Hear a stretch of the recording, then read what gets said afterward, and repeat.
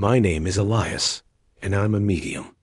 Right now I'm standing in the chapel of St. Michael's Hospital in Boston, and I'm about to surprise someone who desperately needs to hear from his father. Alexander Briggs doesn't know I'm here. His assistant Rebecca contacted me 3 weeks ago. She told me that her boss, one of the most powerful CEOs in the pharmaceutical industry, comes to this chapel every month on the same day. He sits in the same pew for exactly 30 minutes.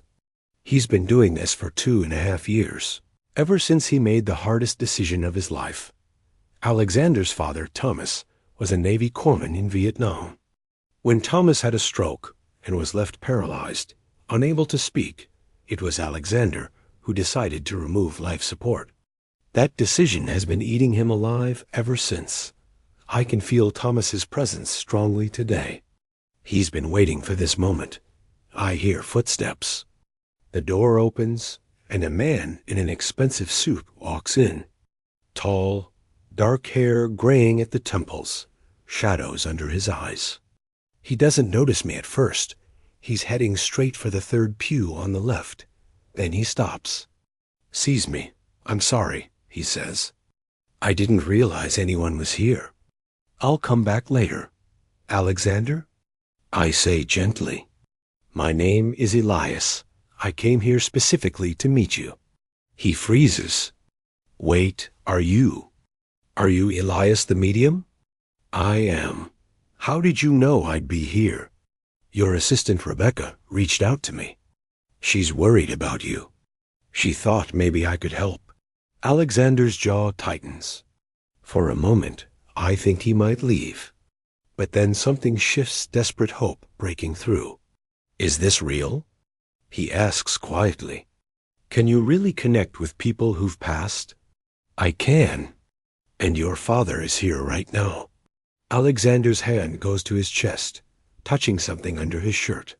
"My father," he whispers. "Thomas." "Yes, and he has so much he wants to tell you." Alexander sinks into the pew, hands shaking. This powerful CEO looks suddenly vulnerable, almost childlike. "I come here every month," he says, voice breaking. "September 12th, the day I decided to ... the day you let him go." I finish gently. He nods. I sit beside him. "Alexander, your father wants you to know that what you're about to hear will change everything. Are you ready?" He looks at me with red-rimmed eyes. "I've been ready for 2.5 years." "Okay," I begin. "Let me explain how this works. Your father's spirit communicates with me through images, feelings, words, sometimes physical sensations. I translate what he's showing me, and you confirm whether it makes sense. Does that sound okay?" "Yes," Alexander says. "Elias, I have to tell you, I'm terrified right now." "I know, and that's completely normal. This is about you knowing that your father hasn't left you. He's been with you this whole time." Alexander nods, gripping his hands together. I close my eyes, tuning into Thomas's energy. It's strong, purposeful, filled with love. Then I hear it a name. "Who's Ally?" I ask. Alexander gasps. "Oh my God, that's me." That's what he called me. When I was a kid, my name felt too formal. So he started calling me Ally. No one else ever used that name. Just him. He's using it right now. He's saying, "Tell Ally I'm here." Tears stream down Alexander's face. He's really here. He is. And he's showing me something very specific. A signal. 2 squeezes. Does that mean something to you? Alexander's hand clutches his chest. "Yes, oh God, yes." 2 squeezes meant "I love you." We started doing it when I was little. If words felt like too much, we'd just squeeze each other's hand twice. He's showing me the last time you used that signal. You were in a hospital room. He was in a bed. He couldn't speak. Alexander breaks down completely. Yes, he'd had a massive stroke. He was paralyzed. Couldn't talk. We had him on life support for 3 weeks. The doctor said there was no brain activity, that he'd never recover. I had to decide whether to keep him on machines or let him go. And before they removed the breathing tube, you held his hand. Yes, Alexander chokes out. I held his hand and told him I loved him. I told him I was sorry, that I didn't know what else to do. And then he squeezed my hand. Twice. Even though the doctor said he couldn't respond, he squeezed my hand twice. I gave permission to remove life support, and he died 20 minutes later. I feel Thomas's energy intensifying. Alexander, your father is telling me that those 2 squeezes, it was his way of answering you. That was him saying, I love you back. But it was more than that. What? Alexander looks at me desperately. What was he trying to say? He was saying thank you. Alexander shakes his head. Thank you? For what? For killing him? No, Ally. For setting him free. The words hang between us. Your father is showing me his Navy Corpsman Cross. Do you have that? Alexander reaches beneath his shirt and pulls out a chain. Hanging from it is a silver cross. I wear it every day. It was his. From Vietnam. He sees it every single day. And he wants you to know that just like he took care of wounded soldiers, you took care of him. You were his corpsman in his final battle. You didn't fail him. You honored him. Alexander holds the cross, staring at it. Elias, how could you possibly know about the 2 squeezes?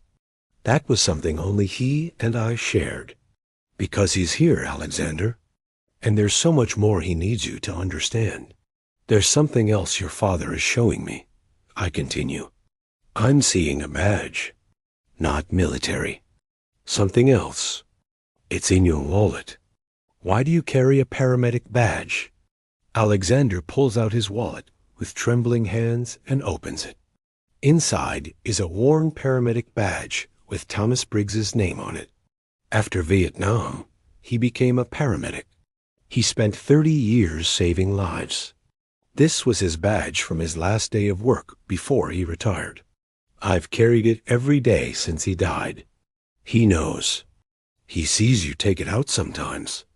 When you're alone in your office. When you're making difficult decisions. I do, Alexander admits. When I have to make a tough call about a drug approval or a clinical trial, I look at his badge and ask myself, what would Dad do? He always put patients first. Always. That's why you started Briggs Pharmaceuticals, isn't it? Not just for profit. Alexander nods. After he died, I realized how many veterans like him don't get the care they need. The VA system is overwhelmed. So I started funding research. Trauma care, PTSD treatments, rehabilitation therapies. I do it anonymously because I don't want anyone to think I'm doing it for publicity. Your father knows. He's showing me something a research wing. At a hospital. Did you fund that? Yes, Alexander says quietly. The Thomas Briggs Trauma Care Center at Massachusetts General. But nobody knows I funded it except my CFO. How do you know that? Because your father is telling me. He's so proud of you, Ally. So incredibly proud. Alexander covers his face with his hands, sobbing. I pause, feeling a shift in Thomas's energy. Something heavier is coming now. I feel pressure in my chest, difficulty breathing. Alexander, I need to talk about what happened. About the stroke. Your father is showing me something, and I'm starting to feel physical sensations. Alexander looks up, fear in his eyes. What are you feeling? Pressure. In my head. Like something's building. Was that what happened to him? Yes. He was at home. Alone. He called 911 himself. By the time the ambulance got there, the damage was done. A massive hemorrhagic stroke. The doctor said even if he'd been in the hospital when it happened, they probably couldn't have saved him. What time of day was it? Morning. Around 9 a.m. I was in a board meeting. My phone kept ringing, but I silenced it. I thought it could wait. His voice cracks. By the time I checked my messages, he was already in surgery. And you rushed to the hospital. I broke every speed limit getting there. But he was already unconscious. Already on the ventilator. He never woke up. For 3 weeks, I sat by his bed, talking to him, hoping he could hear me. But the doctors said he was brain dead. That he was already gone. I feel Thomas's energy pushing stronger now, urgent. But you weren't sure, were you? Because of the hand squeeze. Alexander's eyes fill with fresh tears. That's what haunts me, Elias. The doctors said it was impossible. They said it was just a reflex, a muscle spasm. But I felt it. 2 distinct squeezes, deliberate, intentional. And I'd spent 2.5 years wondering, was he really there? Was he trapped inside that body, unable to communicate, and I killed him anyway? That's the question that brings you here every month, isn't it? Yes, I made the decision to remove life support. Some of my family members said I was giving up too soon. My mother didn't speak to me for 6 months. She said I was playing God, and I wondered, did I do it to spare him, or to spare myself from watching him suffer? The guilt is pouring out of him now. Years of torment finally given voice. Your father is here, Alexander, and he has answers for you. Alexander, your father is showing me exactly what happened that morning. I need to tell you what he's showing me, and it might be difficult to hear. Are you ready? He nods, bracing himself. He was at home, in the kitchen, making coffee. He loved his morning routine, didn't he? Yes, every morning. Same time, same coffee. And then suddenly he felt it, like an explosion inside his head. The pressure was instantaneous, overwhelming. He tried to reach for the phone, but his left side wasn't responding. He managed to dial 911 with one hand. Alexander is crying silently now, listening. He knew what was happening. As a paramedic, as a corpsman, he'd seen strokes before. He knew this was bad, really bad. And in those moments before the ambulance arrived, do you know what he was thinking about? What? You. He was thinking about you. About how proud he was of you.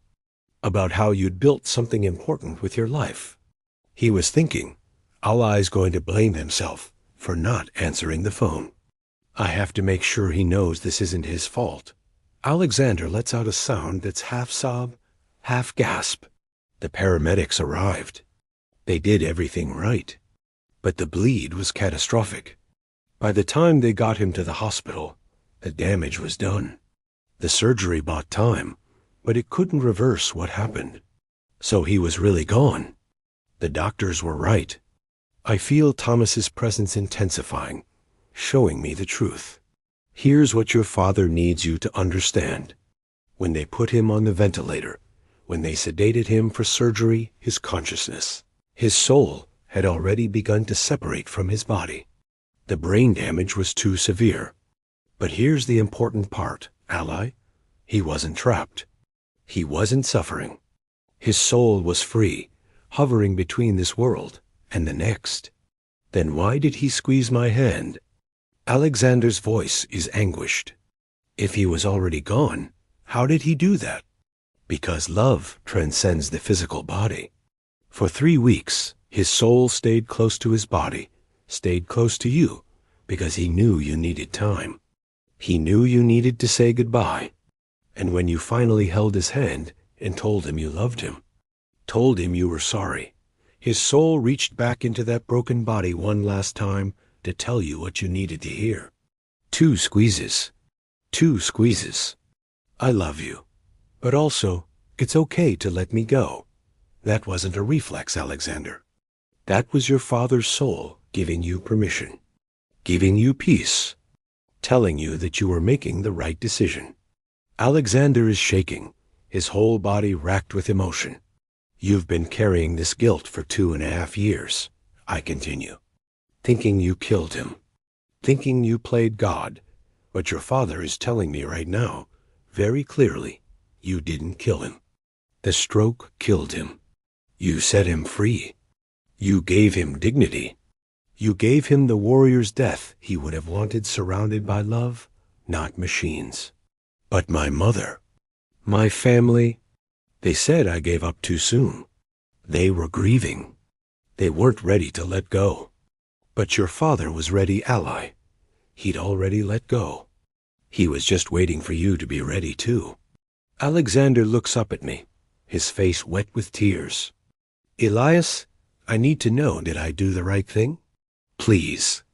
I need to know. Your father is answering you right now. He's showing me those 2 squeezes again. And he's telling me to tell you, you did exactly what I would have done. You were my son, my corpsman, my hero. Thank you for loving me enough to let me go. Alexander collapses forward, his head in his hands, sobbing. I give Alexander a moment to compose himself. The chapel is quiet, except for his breathing, gradually steadying. Your father wants you to know something else, I say gently. He's showing me that he didn't feel pain. When the stroke happened, yes, there was a moment of pressure, of confusion. But his soul separated quickly. By the time he was in the ambulance, he was already watching from outside his body. He saw the paramedics working on him.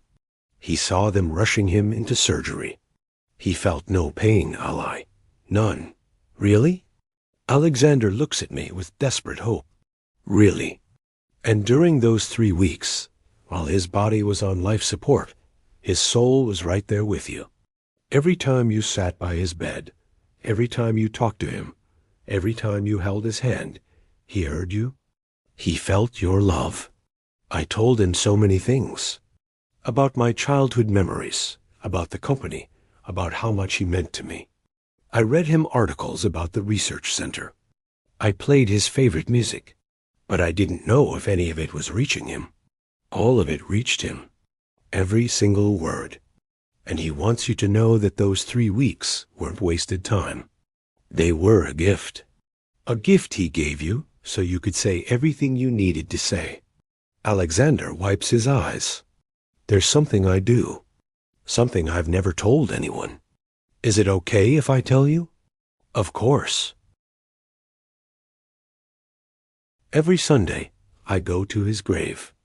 At sunrise, I bring coffee, the same coffee he used to make every morning. And I sit there and talk to him about the week, about decisions I made, challenges I faced. I know it probably sounds crazy, but he's there, I interrupt. Every Sunday. He meets you there. He's showing me right now. You sit on the bench near his headstone. You always bring 2 cups of coffee. One for you, one for him. Alexander's eyes widen. Yes, exactly. I started doing it a few months after he died. It makes me feel closer to him somehow. He wants you to know that he's not just at the grave, Ally. He's with you all the time. When you're in your office making decisions, when you're looking at his paramedic badge, when you're funding research in his name, he's right there beside you. Sometimes I swear I can feel him, like a warmth. Or sometimes I smell something like Old Spice. That was his aftershave. But then I tell myself I'm imagining it. You're not imagining it. That's him. That's his way of letting you know he's present. The smell, the warmth, the feeling of being watched over, that's all him. Alexander touches the corpsman cross around his neck again. After he died, I couldn't wear this for months. It hurt too much. But then one night, I had this overwhelming feeling that I needed to put it on. And I've worn it every day since. I never take it off. He knows. And he wants you to understand something important about this cross. When he wore it in Vietnam, it represented his commitment to saving lives, no matter what. And now that you wear it, it represents the same thing. You're carrying on his mission. Ally, through your company, through your research funding, through every life-saving drug you approve, you're honoring what this cross stands for. I never thought of it that way. Your father does. He sees you as his legacy, not just his son, but his successor in the mission to save lives. That's why he's not disappointed in you. He's in awe of you. Suddenly, I see Alexander's arms break out in goosebumps. He notices too, rubbing his forearms. Did you just get goosebumps? I ask. Double quotes, yes, all over. How did you know? That's your father. That's his soul moving right through you. That's him saying, everything Elias is telling you is true. Alexander stares at his arms, then at me, wonder mixing with his tears. There's something else your father is showing me, I continue. Something about the future. He's showing me a ceremony. People in formal attire. Awards. Does that mean something? Alexander nods slowly. Yes. Next month, the Trauma Care Center is having a dedication ceremony. They're unveiling a plaque with my father's name on it. I've been dreading it, honestly. Having to stand up there and talk about him, knowing what I did. He'll be there, ally, right beside you. And he wants you to know something. He doesn't want you to dread that day. He wants you to celebrate it. Because that center represents everything he believed in. You took his mission and amplified it 1,000 times over. I don't know if I can give a speech without breaking down. He's telling me something right now. He says, tell him about the joke. Alexander looks confused. What joke? He's showing me. Something about corpsemen. Something he used to say. About how corpsemen run toward danger while everyone else runs away. Alexander laughs through his tears. Oh my God.